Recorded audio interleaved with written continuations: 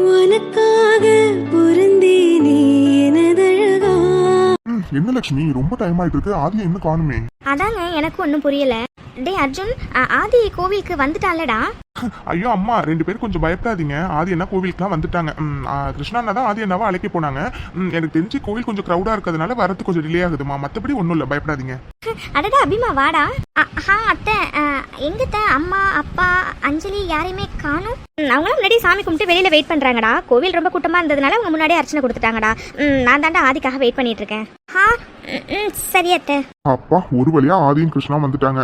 டே அர்ஜுன், இங்க வந்து நின்னுக்கோடா. சரிப்பா.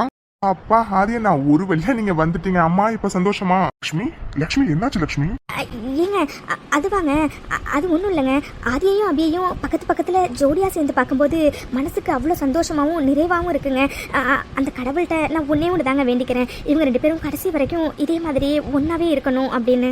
லக்ஷ்மி, ஆதிக்கும் அபிக்கும் தான் கல்யாணம் நடக்கணும்னு இருந்துச்சுன்னா கண்டிப்பா நடக்கும் லட்சுமி.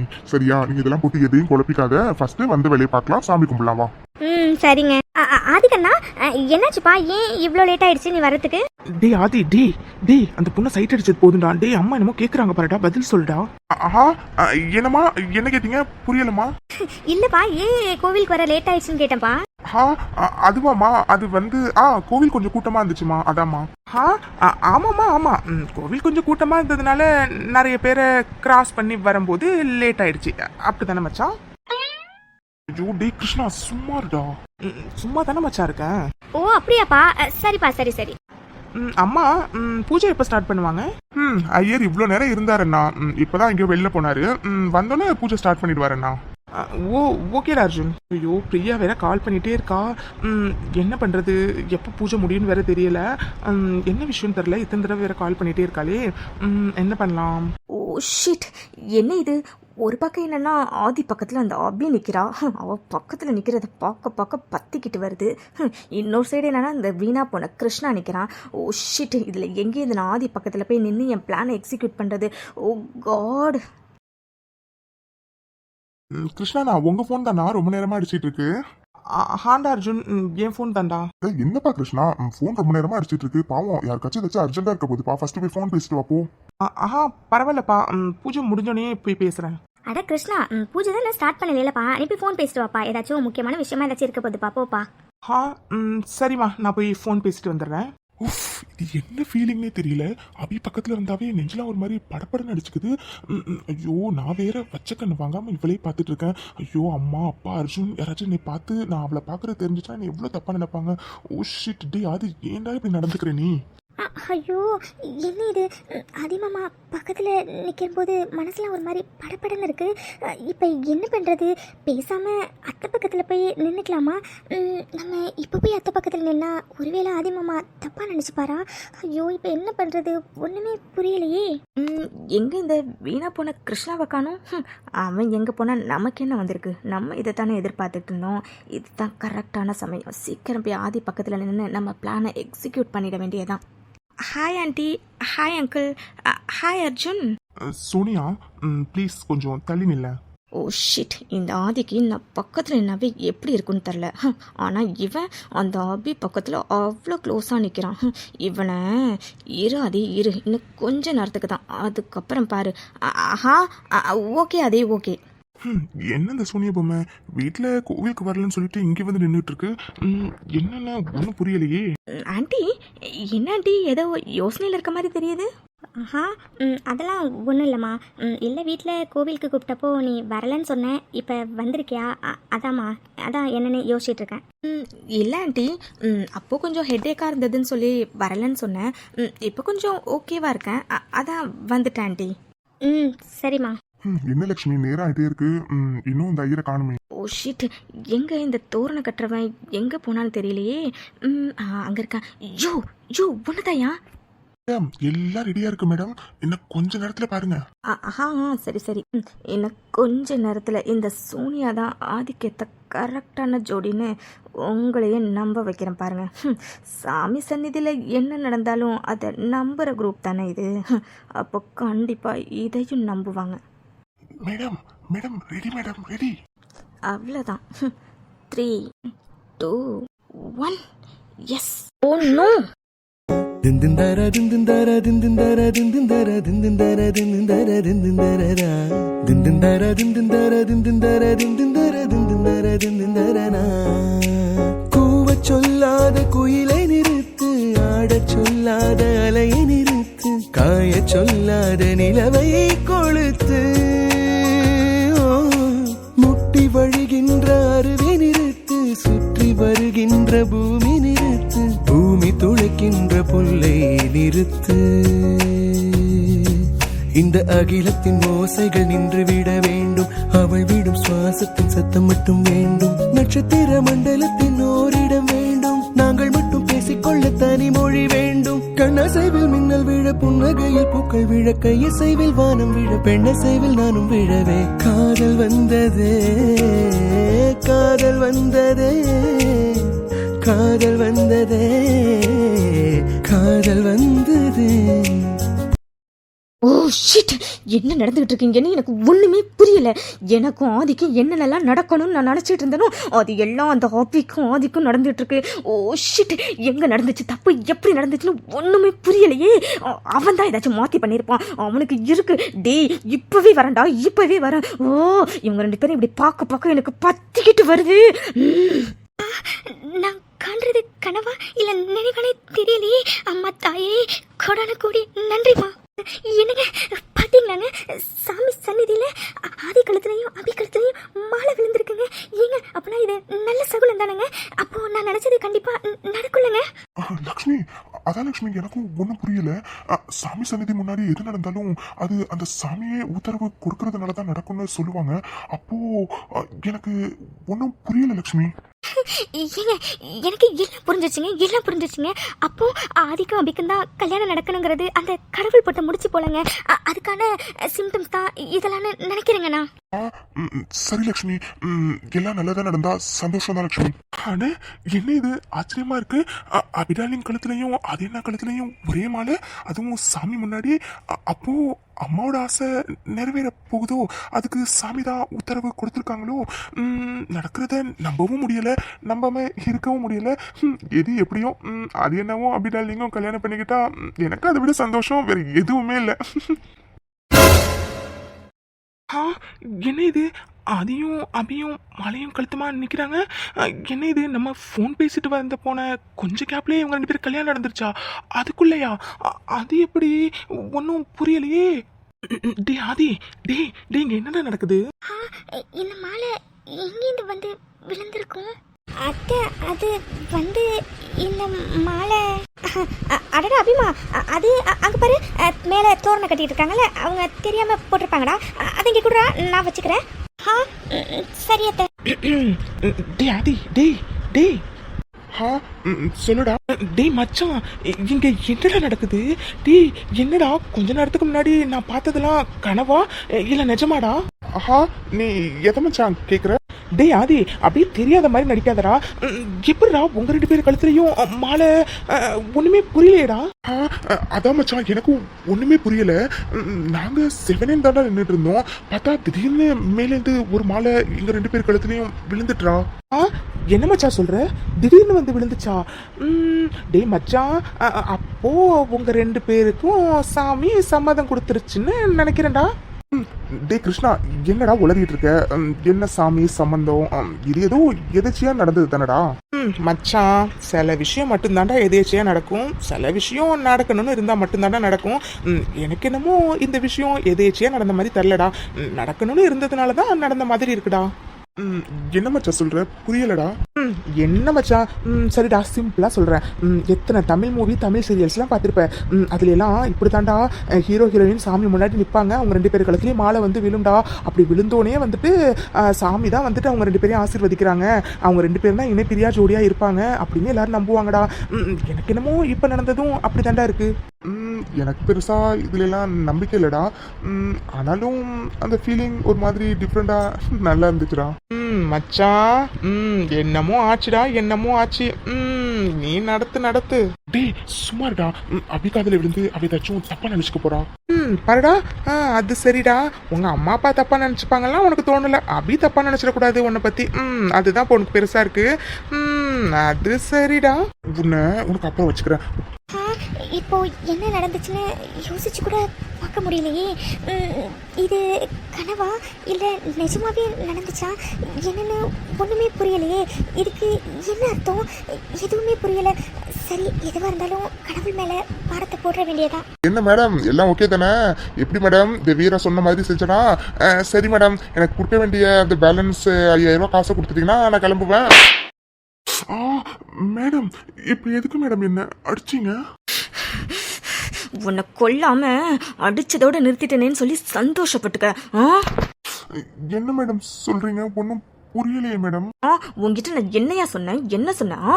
ஏன் கழுத்துலையும் ஆதி கழுத்துலையும் விழற மாதிரி மாலையை போடுன்னு சொன்னா நீ என்ன பண்ணி வச்சிருக்கா? என்ன மேடம் சொல்றீங்க? நான் உங்க 2 பேர் கழுத்துல விழற மாதிரி தான் மேடம் மாலையை மேலேந்து போட்டேன். கிழிச்ச நீ போட்ட லட்சணம் தான் தெரிஞ்சது. ஏன் கழுத்துலயும் ஆதி கழுத்துலயும் உன்னைய மாலையை போட சொன்னா நீ என்னடானா அபி கழுத்துலயும் ஆதி கழுத்துலயும் விழற மாதிரி மாலையை போட்டு வச்சிருக்க.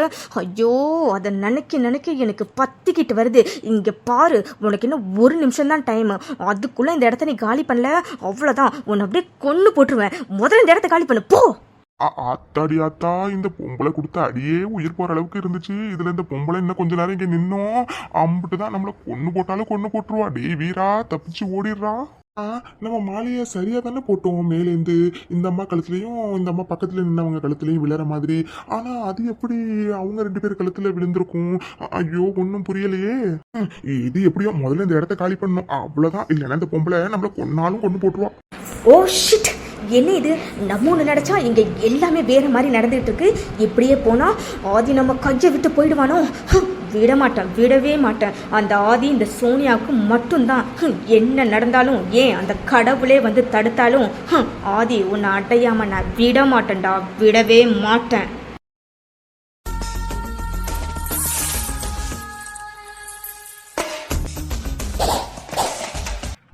பொழுது விடிஞ்சிடக்கூடாது. இவ எங்கதான் போய் தொலைவானே தெரியல. வரட்டும் நிக்கி, அவ காலை உடைச்சி அடுப்புல வைக்கிறானாக்கும்.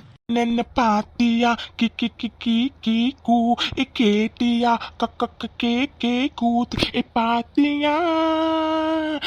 தெரியாதா என்ன இந்த பாட்டை கேட்டதுலேருந்து இந்த பாட்டையெல்லாம் பாட வேண்டியதாக இருக்குது. அது சரி, இன்ஸ்டாகிராமு ஃபேஸ்புக்கு யூடியூபு எதை திறந்தாலும் இந்த பாட்டாவெல்லாம் இருக்குது. ஆனாலும் இந்த பாட்டு நல்லா தான் இருக்குது. அண்ணன்ன பாத்தியா கே கே கூத் அண்ணன்னப்பா. ஆத்தடியாத்தா, என்னது இது? நம்ம மாமியார் கிளவி நல்ல மாரியாத்தா கணக்கால உட்காந்துருக்குது. ஆத்தி, இன்னைக்கு பூஜை கன்ஃபார்மா? எத்தே சாப்பிட்டீங்களா? அத்தே என்னடி நினைச்சிட்டு இருக்காவோ? என்ன நினைச்சிட்டு இருக்காவோ? பொழுது விடுஜோடியே நீ ஊர் சுத்த கிளம்பிட்டனா போறவ எப்படி நான் சாப்பிடுவேனாக்கும். அது சரி, உன்னை கேட்கறதுக்கு இந்த ஊர்ல யார் இருக்கா? என் மவனும் வெளியூர்ல கிடக்குறான், மாசத்துக்கு 2 வாட்டி தான் வருவான். அதனால நீ அவுத்தூட்ட மாடு மாதிரில தெரிஞ்சிட்டு இருக்காவோ? இருக்குடி இருக்கு, உனக்கு எல்லாத்துக்கும் சேர்த்து ஒரு நாளைக்கு இருக்காக்கும். தெரியாதா, கிளவி நல்ல சூடா இருக்கு போல இருக்கு. அதனாலதான் மூச்சு விடாமல டைலாக் பேசிட்டு கிடக்குது. எப்படியாச்சும் கோவத்தை மாத்தணுமே, என்ன பண்ணலாம்? ஐடியா. எத்தே அன்பு தம்பி போன் பண்ணாரத்தே? அவன் போன் பண்ணுவானதான் நான் காலையிலேருந்து காத்துட்டு கிடக்குறனாக்கும். அவன் இன்னும் போன் பண்ணல. அது சரி, இன்னைக்கு ஊர் திருவிழா, ஊரே இங்கே கிடக்குது. ஆனா என் புள்ள மட்டும் அங்கே சென்னையில என்ன பண்றானோ ஏது பண்றானோ ஒன்னும் புரியல. ஏதோ அன்பு தம்பி மட்டும் தான் உங்களுக்கு புள்ள மாதிரில அப்படியே ஒரு வாட்டி ஓவரா பேசிட்டு இருக்காவோ? என் புருஷனும் உங்களுக்கு புள்ளதான், நல்லா ஞாபகத்தில் வச்சுக்கோங்க. இது நல்ல கதையா இருக்குது. அடி, உன் புருஷனுக்கு ஃபோன் பண்ணி சாப்பிட்டியா கொண்டியான்னு கேட்கறதுக்கு பொண்டாட்டி நீ இருக்க.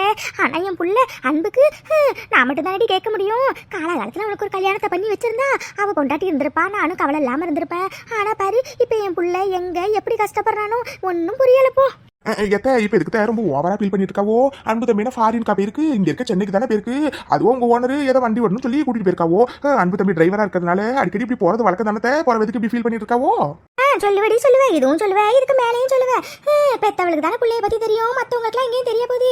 என் புள்ள சென்னையில என்ன கஷ்டப்படுறானோ ஏது கஷ்டப்படுறானோ யாருக்கு தெரியும்? சப்பா, இந்த மாமியார் கழுவி கத்துனாலும் ஓவரா கத்தும், ஃபீல் பண்ணாலும் ஓவரா ஃபீல் பண்ணும். இப்ப என்ன பண்றது? பேசாம இந்த இடத்த காலி பண்ணிடுவோம். அன்பு, நீ சென்னையில என்ன பண்ற ஏது பண்ற, சாப்பிட்டியா இல்லையான்னு கூட தெரியல.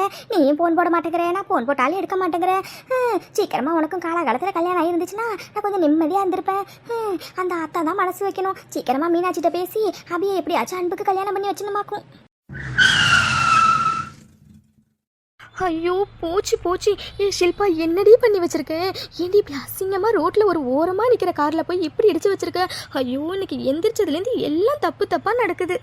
ஐயோ எல்லாம் இந்த டேடியால் வந்தது. காலையிலே அவர்கிட்ட சொன்னேன் நானும் உங்கள் கூடவே ஹாஸ்பிட்டல் வரேன்னு. அவர் கேட்டால் தானே. ஐயோ இப்போ என்ன பண்ணுறது, பேசாமல் எஸ்கேப் ஆகிடலாமா? சாச்சா அது ரொம்ப தப்பு. என்ன இருந்தாலும் நம்ம காரை இடிச்சது தப்பு. அதனால் கார் ஓனர்கிட்ட சாரி கண்டிப்பாக கேட்டே ஆகணும். அதனால் அவங்க வர வரைக்கும் கொஞ்சம் வெயிட் பண்ணலாம். என்ன யாருமே வர மாதிரி தெரியல. அங்கே ஒருத்தர் வராரு, ஒருவேளை அவர் தான் ஓனரோ? ஐயோ ஆள் வேற பார்க்கறதுக்கு நல்லா முரட்டுத்தனமாக இருக்கானே. கண்டிப்பாக கார் மேலே இடிச்சதுக்கு லெஃப்ட் ரைட்னு நம்மளை வாங்க போகிறான். ஏ ஷில்பா உனக்கு இதுவும் வேணும் இன்னமும் வேணும்டி. ஐயோ யார் மூஞ்சில் எனக்கு முழிச்சனே தெரியலையே. ஐயோ என்ன இது, கார்ல யாரும் வந்து மோதிட்டாங்க போல இருக்கு. ஒருவேளை இந்த பொண்ணு தான் மோதி இருக்குமோ? ஐயோ காருக்கு என்னாச்சு ஏதாச்சும் தெரியல, ஃபர்ஸ்ட் போய் பார்க்கணும். ரொம்ப சாரிங்க, நான் தான் கொஞ்சம் பார்க்காம உங்கள் கார் மேலே வந்து இப்படி இடிச்சிட்டேன். ஏங்க ரொம்ப சாரிங்க, ப்ளீஸ் திட்டிடாதீங்க. ஏன்னா காலையிலேருந்து எனக்கு எல்லாமே ரொம்ப தப்பு தப்பாக நடந்துட்டு இருக்குங்க. ப்ளீஸ் ப்ளீஸ் திட்டிடாதீங்க. சாரிங்க. ஐயோ ஏங்க அதெல்லாம் ஒன்றும் இல்லைங்க. காருக்கு பெருசாக டேமேஜ் எதுவும் இல்லைங்க, கொஞ்சம் ஸ்க்ராட்சாக இருக்கு அவ்வளோதான். அது ஒன்றும் இல்லைங்க, நான் எங்கள் ஓனர்கிட்ட சொல்லிக்கிறேங்க. Thank God. எங்கடா நீங்கள் காலையிலேயே என்னை திட்டிடுவீங்களோன்னு நினச்சிட்டேன். ஏங்க ரொம்ப சாரிங்க, நான் வேணும்னு இடிக்கலைங்க. ஐயோ பரவாயில்லைங்க விடுங்க, யாராச்சும் வேணும்னு இடிப்பாங்களா? இனிமே கொஞ்சம் பார்த்து பத்திரமா ஓட்டுங்க. சரிங்க. அப்புறம் ரொம்ப தேங்க்ஸ்ங்க. நீங்கள் கண்டிப்பாக சென்னை இல்லை கரெக்டா? ஆமாங்க, உங்களுக்கு எப்படி தெரியும்? அது ஒன்றும் இல்லைங்க, இந்நேரம் சென்னைக்காரனா இருந்திருந்தான்னு வச்சுக்கோங்க. இந்நேரம் நான் இடிச்சதுக்கு தும்னு பிரச்சனை ரொம்ப பெருசாக்கியிருப்பான். எனக்கு தெரிஞ்சு நீங்கள் வெளியூர் தான், அதனால தான் போனா போட்டுன்னு என்னை மன்னிச்சு விட்டுருக்கீங்க. எனிஹா ரொம்ப தேங்க்ஸுங்க. அப்புறம் நான் ஷில்பா, நீங்கள்? என் பேரு அன்புங்க, நான் வெளியூர் தாங்க. ஓ லவ்வா? என்னது லவ்வா? ஏங்க ரொம்ப ஷாக் ஆகாதீங்க. அன்புங்கிறவங்க பேரை தான் நான் இங்கிலீஷில் லவ்னு சொன்னேன். ஓகே அன்பு, எனக்கு டியூட்டிக்கு ரொம்ப டைம் ஆயிடுச்சு. இன்னொரு டைம் வீதி நம்ம வந்து மீட் பண்ணணும் இருந்துச்சுன்னா கண்டிப்பாக நம்ம மீட் பண்ணலாம். ஓகேவா, பாய்ங்க. சரிங்க. அம்மாடி மழை பெஞ்சு ஒஞ்ச மாதிரில இருக்குது. இந்த பொண்ணு என்ன இப்படி படப்படல பேசி தள்ளிட்டா? ஒன்றும் புரியல. ஆனா ஒன்று, சென்னையில் ஒருத்தவங்களும் ஒரு மாதிரி இருக்காங்க. சரி இப்போ போய் நம்ம ஓனர்கிட்ட இந்த வண்டி மோதின விஷயத்த எப்படி சொல்லணும் ஏது சொல்லணும் ஒன்றும் புரியல. சரி போய் சமாளிப்போம். என்னம்மா ஷில்பா இவ்வளோ லேட்டாக வந்திருக்க? நீ வீட்டிலேருந்து கிளம்பி ரொம்ப நேரம் ஆயிருக்கும் போல. ஐயோ டாடி, நான் ஏற்கனவே ரொம்ப டென்ஷனாக இருக்கேன். நீங்கள் வேறு என்ன டென்ஷன் ஆக்காதீங்க. எல்லாமே உங்களால் தான் டாடி. ஏமா நான் என்ன பண்ணேன்? காலையில் உங்ககிட்ட என்ன டாடி சொன்னேன்? நீங்கள் ஹாஸ்பிட்டல் கூட்டிகிட்டு போகும்போது என்னையை கூட்டிகிட்டு போங்கன்னு சொன்னால, நீங்கள் கேட்டால் தானே அவசரமாக வந்துட்டீங்கல்ல. அதனால தான் வர வழியில் ஒரு வண்டி மேலே போய் நான் மோதிட்டேன். அதான் கொஞ்சம் டைம் ஆயிடுச்சு. ஐயோ என்னம்மா சொல்ற, வண்டியில மோதிட்டியா? உனக்கு எதுவும் ஆகல இல்லம்மா? அதெல்லாம் எனக்கு ஒன்றும் ஆகலை டாடி, நான் நல்லா தான் இருக்கேன். என்ன நான் மோதின வண்டிக்கு தான் கொஞ்சம் ஸ்க்ராட்ச் ஆயிடுச்சு. ஓ ஸ்கிராச் தானே, விடுமா, பணத்தை கொடுத்துட்டா எல்லாம் சரியாகிட போகுது. நீ எதுக்கு ஃபீல் பண்ற? இதுக்கெல்லாம் ஃபீல் பண்ணாத சரியா? ரொம்ப ஈஸியாக சொல்கிறீங்க டாடி. ஏதோ கார் ஓட்டிட்டு வந்தவர் வெளியூருங்கிறதுனால நான் ஏதோ கொஞ்சம் சாரி கேட்டேன்னு நீ போனா போட்டுன்னு சொல்லி விட்டாரு. இந்நேரம் சென்னைக்காரனா இருந்திருந்தா அவ்வளோதான். வாட், நீ போய் சாரி கேட்டியா? ஷில்பா நீ யாருன்னு தெரிஞ்சுதான் பேசுறியா? நீ தி கிரேட் ராம்குமாரோட பொண்ணு.